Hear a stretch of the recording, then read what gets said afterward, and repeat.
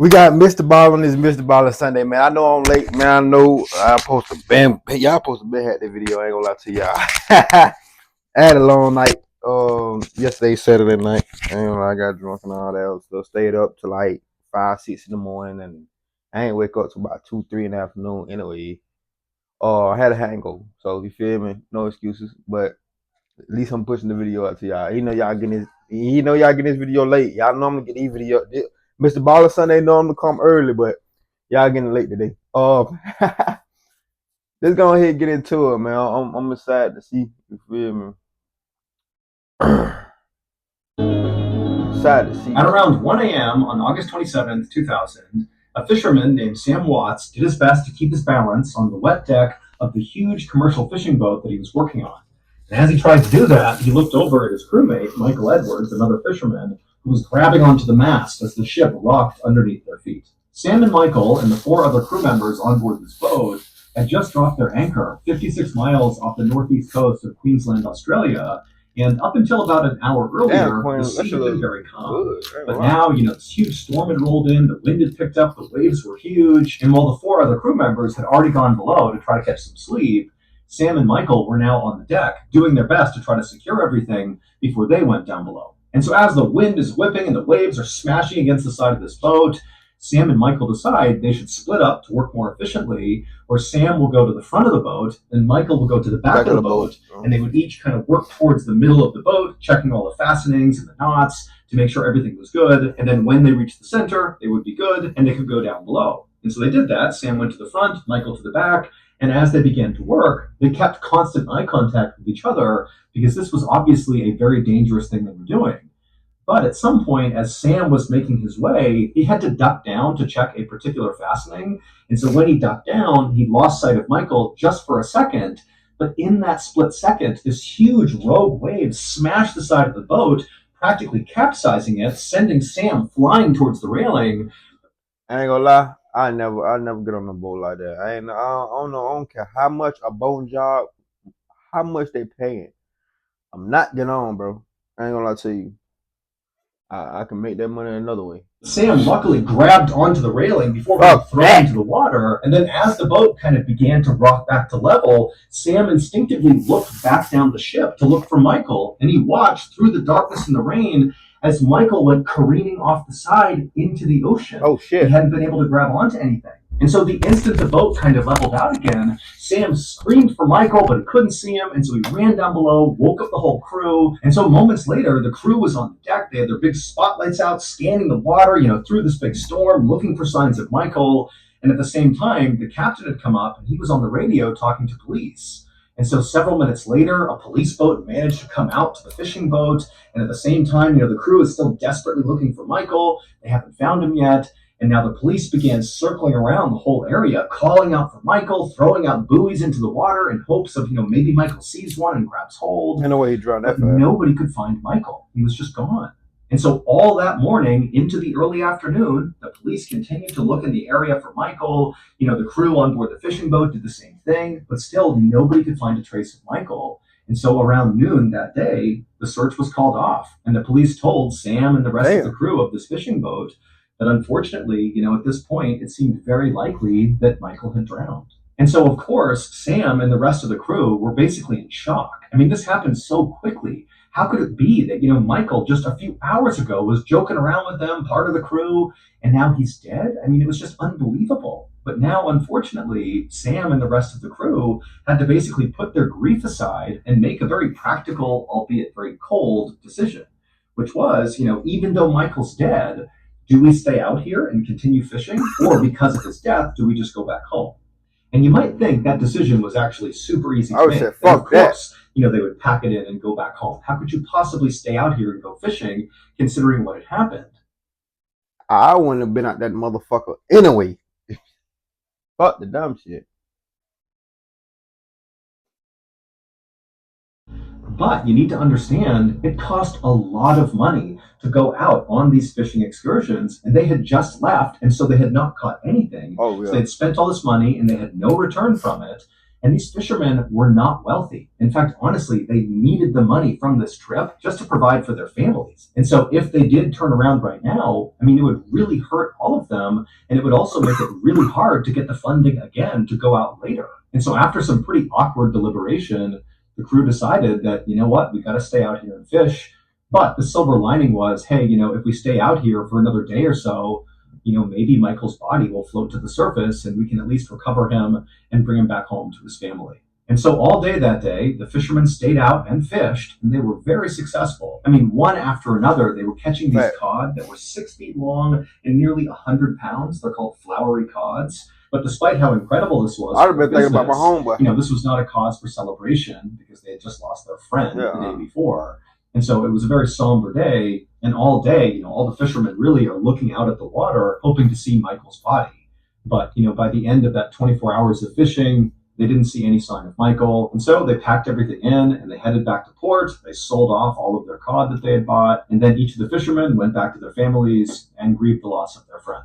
A few days later, a factory worker was standing in front of a fish processing line with this huge 97-pound cod right in front of them. This is one of the flowery cods that Sam and the other fishermen had caught 24 hours after their friend had gone overboard. And so this worker took their knife and, like they did every day all day long, began opening up this fish. And at some point, after cutting it open and looking inside of this enormous cod, the worker just stopped and couldn't believe what they were seeing, and then they began to scream. It would turn out a few days earlier, after Michael had been thrown overboard during that storm, he very likely had been alive when he hit the water. But the area where they were fishing off the coast of Queensland, Australia, was known for having lots of sharks and saltwater crocodiles in the area. And so pretty much immediately, Michael was attacked by either a shark or a crocodile, or maybe both. And during this feeding frenzy, as Michael's getting ripped to pieces, his head got ripped off and began to float away. And at some point, one of those huge flowery cods saw the head and ate it whole. And then later that day, Michael's colleagues caught the cod who caught Michael's head. And so that factory worker who opened up that particular cod saw Michael's undigested head looking up at her. Oh, God. Oh, God. Why would y'all go? I wouldn't even see that, make it more worse. I wouldn't even go swimming with crocodiles and sharks reside at. You invade their home. It's like breaking into somebody's house. It's like breaking into a cop house. You know that's a cop, bro. You know that's a cop. Or he might be a SWAT team, a SWAT, you know what I'm saying? A SWAT leader. But you know that's a SWAT leader house. Why are you breaking into their house? The same thing with fishing. It's their house. That's fucking diabolical. And apparently his face was fixed in terror, with his eyes wide and his mouth open, as if his final moment had been him screaming. Oh, I know that shit was creepy to look at. Some of you might know that before I became a professional, strange, dark, and mysterious storyteller, I was in the military. And while I was in 3 names, Wartime Stories podcast, which is available right now. Go look up the Wartime Stories podcast on any podcast platform. It's free. All you have to do is look up BALLEN Studios, and you'll find Wartime Stories that way, or you can direct search for Wartime Stories. You've definitely been on the road. Click on it, follow them, and give them a listen. It's an amazing weekly show with new episodes coming out every single Monday. Okay, back to the story. Mr. Baller definitely been on the road lately. They don't count. Stay forgetful.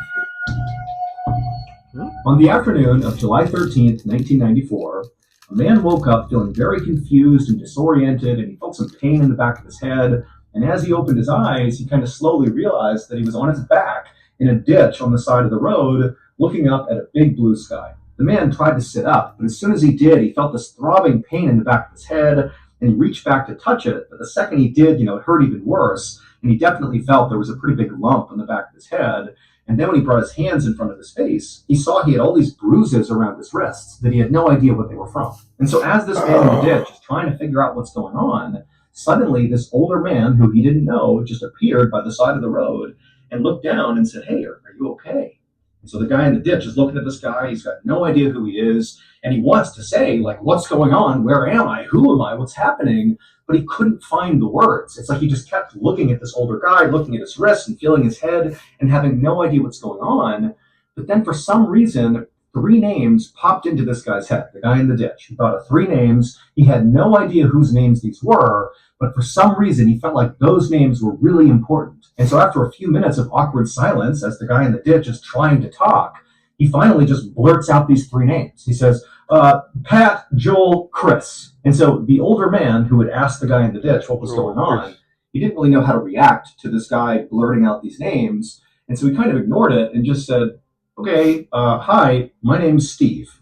And then Steve, the older man, helped the guy from the ditch out of the ditch. And then once the man in the ditch was on his feet, kind of looking around, he looked at Steve and suddenly he could say other words. And he said to Steve, where are we? And Steve looked at him and said, we're in Cheyenne, Wyoming. Now, the guy in the ditch didn't know why, but he immediately felt like Wyoming had to be wrong. Like, there's no way he could be in Wyoming. Shit. But the guy in the ditch didn't know where he was supposed to be. He didn't know who Steve was. He didn't know who Pat, Joel, or Chris was. And so it's all totally confusing. And so he just stood there kind of saying nothing.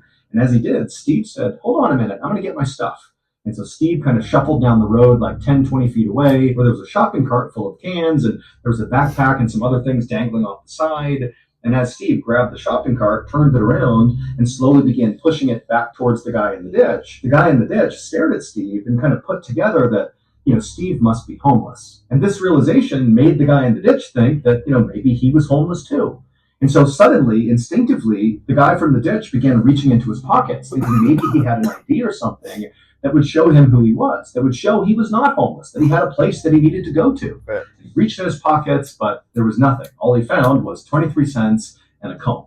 So by the time Steve came over with his cart and asked the guy from the ditch, hey, do you want to come to the shelter with me?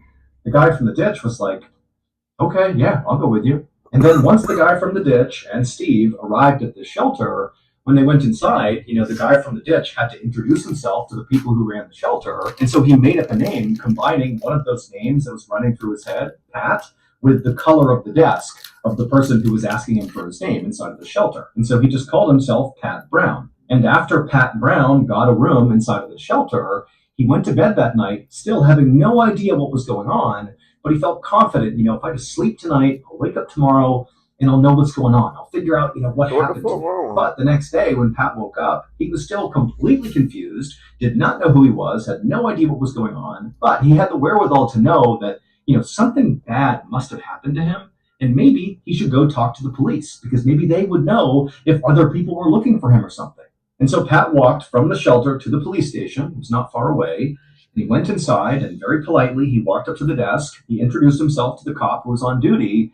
And Pat just began explaining to the cop as much as he could remember.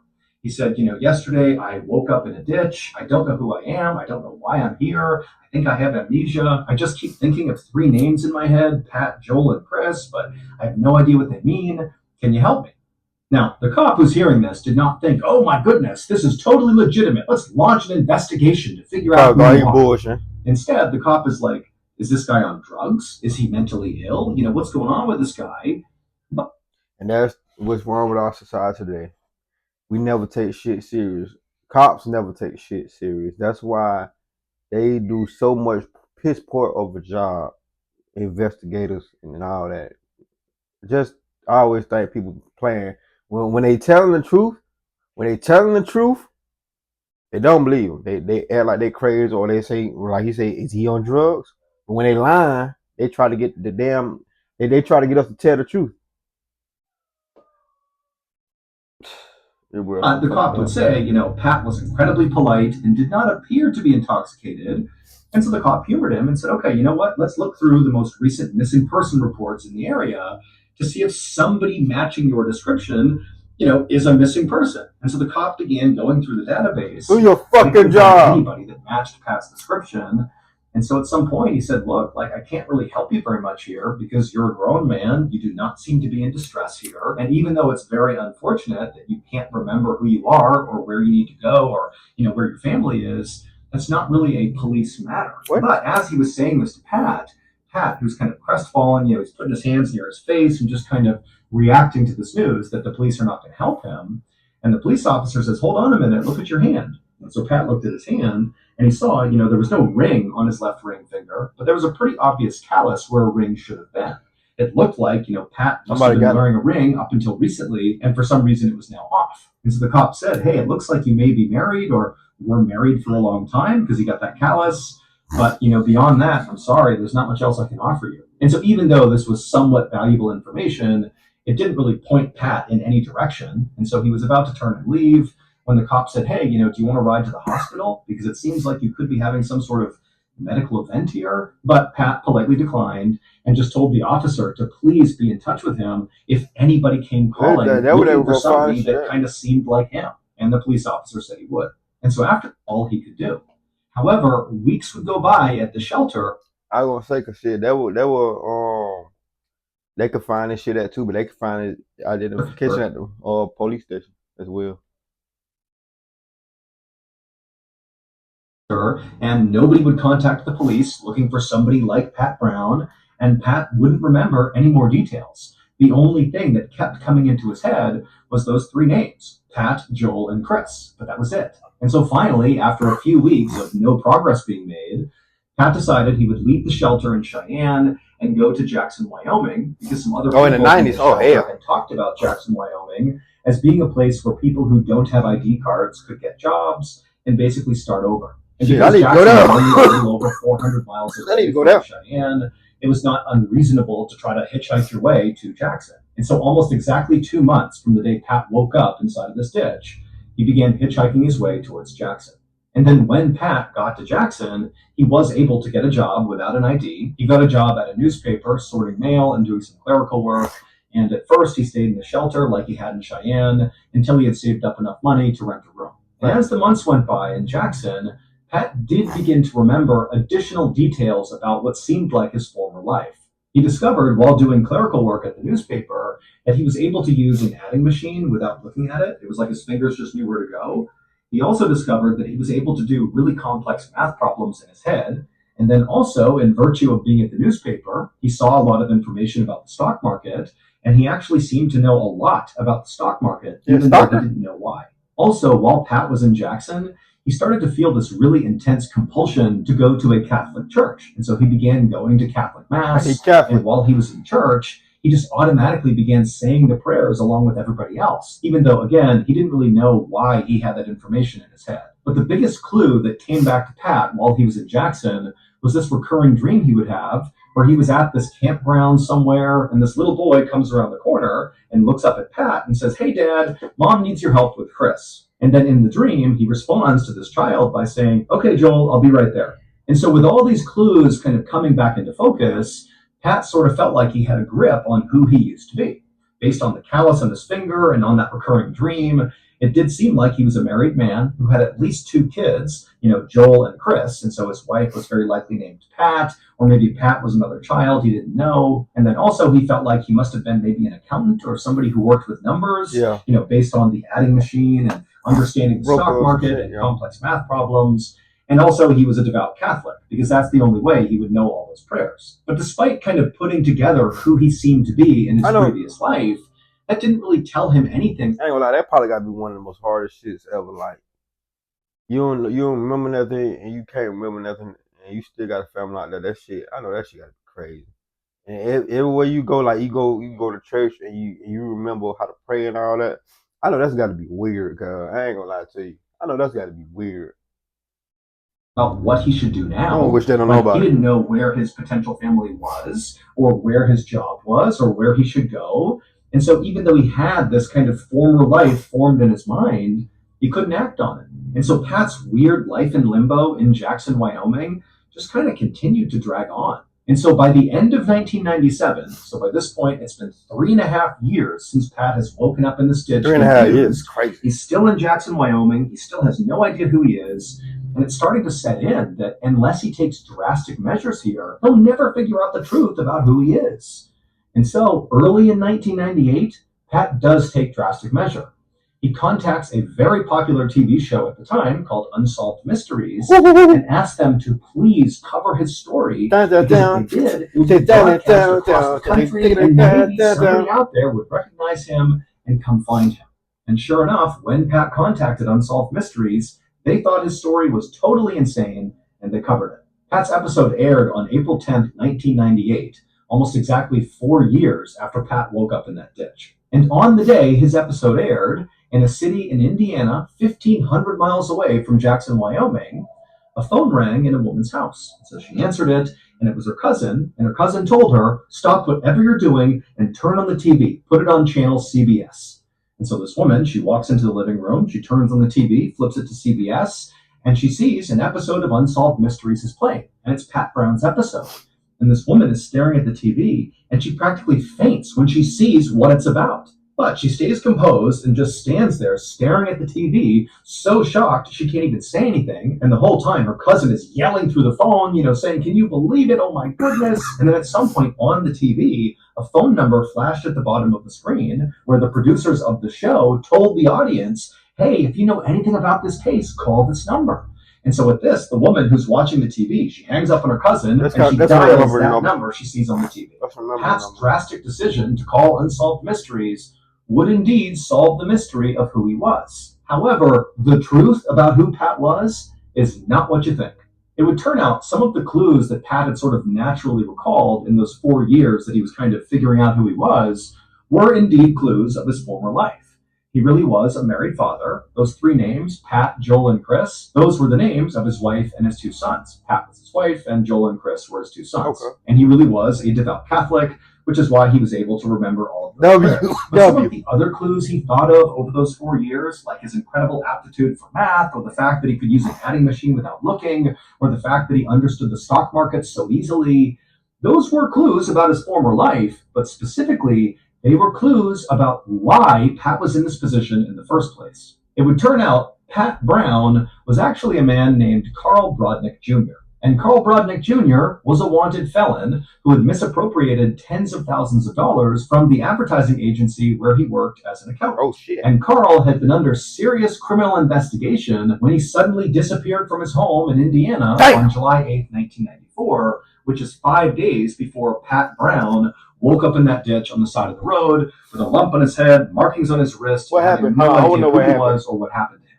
Now, there has never been a perfect explanation for what actually happened to Carl. But if you think about this logically, his claim of having amnesia is very likely true. Why would a guy use amnesia as his cover story to flee the law, run to Cheyenne, Wyoming, and say, "I don't know who I am, I don't know what happened to me," only to then, a few years later, go on national TV and out himself and totally make himself a target for the police? It doesn't make any sense. That don't make sense. And then also adding credibility to this idea that maybe something happened to Carl versus Carl running off to save himself is we know that when Carl disappeared on July 8th, 1994 from his home in Indiana, he took out $1,000 in cash from his checking account and then also took out another large sum of cash from his home's second mortgage. However, when he woke up in that ditch, all the money was gone. He just had 23 cents in his pocket.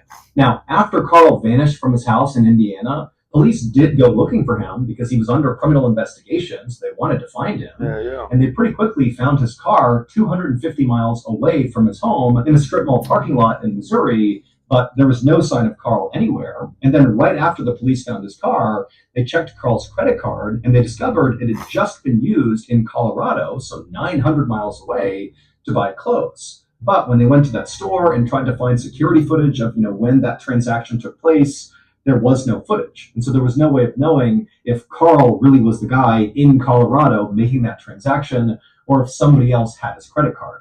And then after that, there were no other leads. Nobody had any idea what happened to Carl. His family didn't know. The police had nothing to go on. And so very quickly, this case went cold until 4 years later when that episode of Unsolved Mysteries aired. Now, there are many theories about what could have happened to Carl, but the leading theory, that again is just a theory, is that Carl may have been in debt to some very dangerous people. And so when he fled his home in Indiana, it's very likely that he was not running from the law, even though he was under criminal investigation. He was actually running from these dangerous people. And that the reason he might have been stealing from his company was to pay off these dangerous people. But apparently it wasn't enough, hence why he decided to just kind of take off and run away. And these dangerous people seemed to have caught up to him, and they captured him, and it looked like they tied his wrists at some point because of the marks on his wrist. and they very likely tortured him or something, hence why he had this very serious head injury. And then it seems like That's they what happened. dumped him on the side of the road, very likely to die. They might have thought he was dead already, but he didn't die. And when he came to, he must have really had amnesia from the injuries he sustained from these bad people that chased him down. But again, that's just a theory. When Carl's episode of Unsolved Mysteries aired, it was his wife, Pat Brodnick, who was the one who saw him on TV and couldn't believe it and called it in. And then when she called this in, at first, Carl was reunited with his family, and it was this big happy reunion. Carl comes back home, he sees his wife and his kids, and then he's immediately arrested and prosecuted for embezzlement. Now, ultimately, Carl would plead guilty to the charges against him, but he would say the whole time, I don't remember committing this crime. I don't remember anything. And so ultimately, Carl did not get sent to prison. He instead served time on probation, and then after it was over, he just went back to living as Carl Brodnick Jr., despite still having huge gaps in his memory, at least according to Carl. If you're a fan of Strange, Dark, and Mysterious, then... Not gonna lie, I'm thinking about the first theory Mr. Ballin said about, you know what I'm saying, some guys coming after him. You feel me? That would make more better sense, you feel me? Because he won't remember nothing.